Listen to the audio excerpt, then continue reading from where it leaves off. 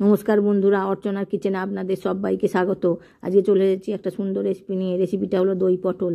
তার জন্য আমি এই পটলগুলো এরম করে কেটে নিয়েছি, আর দু সাইডটা এরম দুটো করে চিড় দিয়ে নিয়েছি।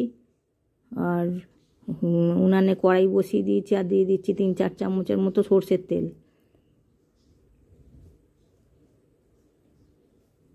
আমি এই পটলগুলো নুন হলুদ মাখিয়ে ভেজে নেব প্রথমে।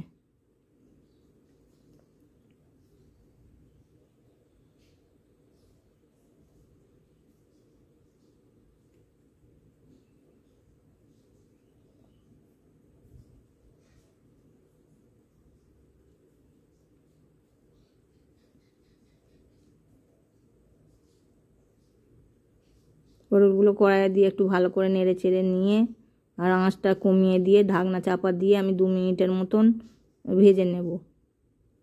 2 মিনিট পর ফিরে এলাম। এবার অপর পিঠটা উল্টে দেব, ভালো করে নেড়ে চেড়ে নেব।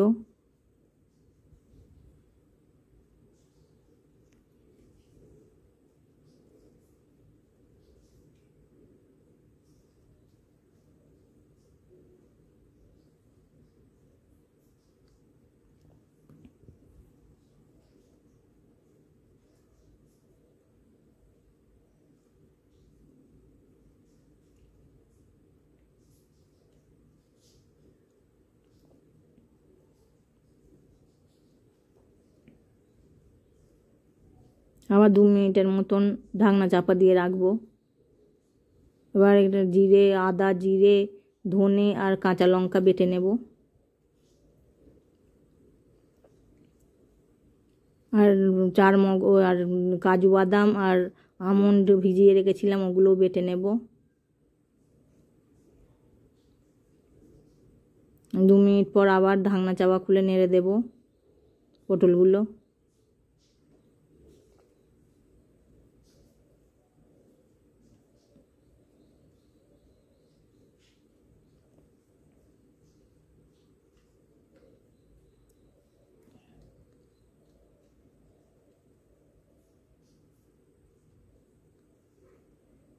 পটলগুলো আমার ভাজা হয়ে গেছে, এবার কড়াই থেকে তুলে নেব।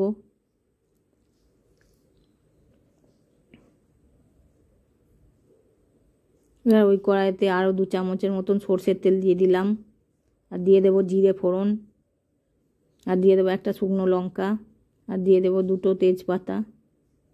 ফোড়নটা ভালো করে ভেজে নেব।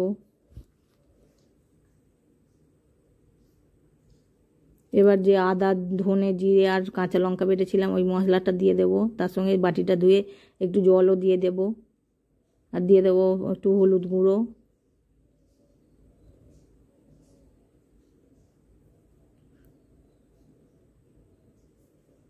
আর একটু দিয়ে দেবো কাশ্মীরি রেড চিলি পাউডার।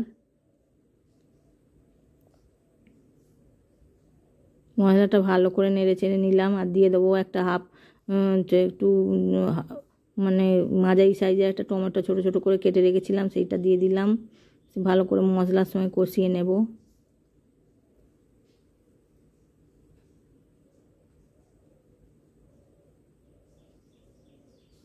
আর আমি আমন্ড, কাজু আর 1/2 চামচের মতন পোস্ত নিয়েছি, এগুলো বেটে নেব।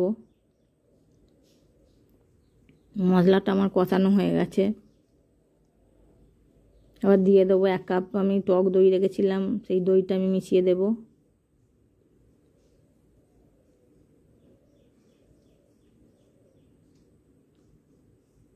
বাটিটা ধুয়ে একটু জল দিয়ে দিলাম।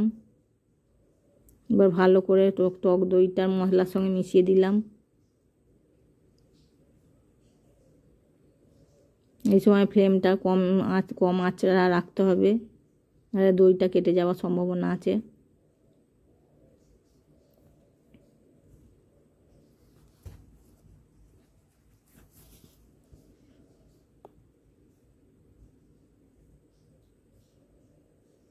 এক মিনিট পর ফুটে উঠলে আমি পটল ভাজাগুলো এর সঙ্গে মিশিয়ে দিলাম, গ্রেভির সঙ্গে মিশিয়ে ভালো করে নেড়ে চেড়ে নিলাম।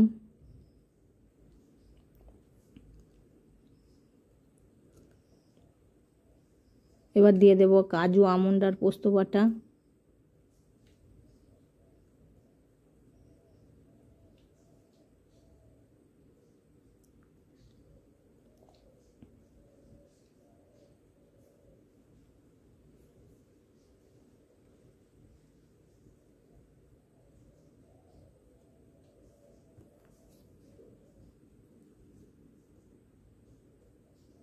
এবার দিয়ে দেবো অল্প একটু চিনি,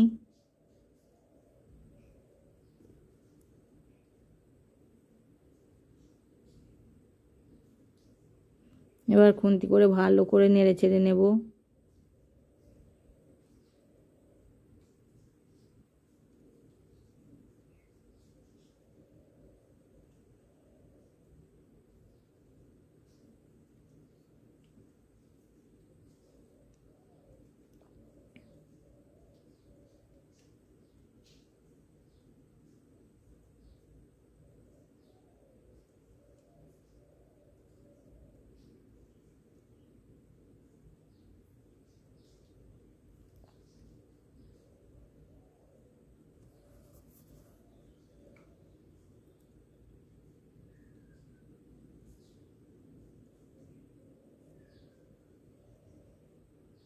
দু মিনিটের মতো আমার ফুটে গেছে। এবার 1 চামচের মতন গাওয়া ঘি দিয়ে দিলাম।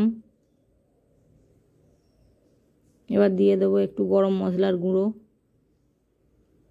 আমার চ্যানেলের রান্নাগুলো যদি আপনাদের পছন্দ হয়ে থাকে তাহলে চ্যানেলটিকে সাবস্ক্রাইব করে পাশে থাকার অনুরোধ রইল। এবার ভালো করে নেড়ে চেড়ে নেব পটলগুলো।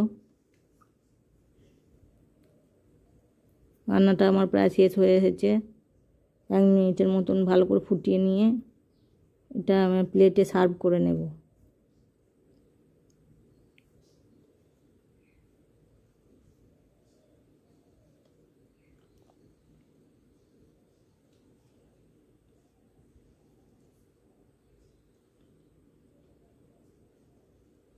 রান্নাটা রেডি হয়ে গেছে, এবার প্লেটে সার্ভ করে দিচ্ছি।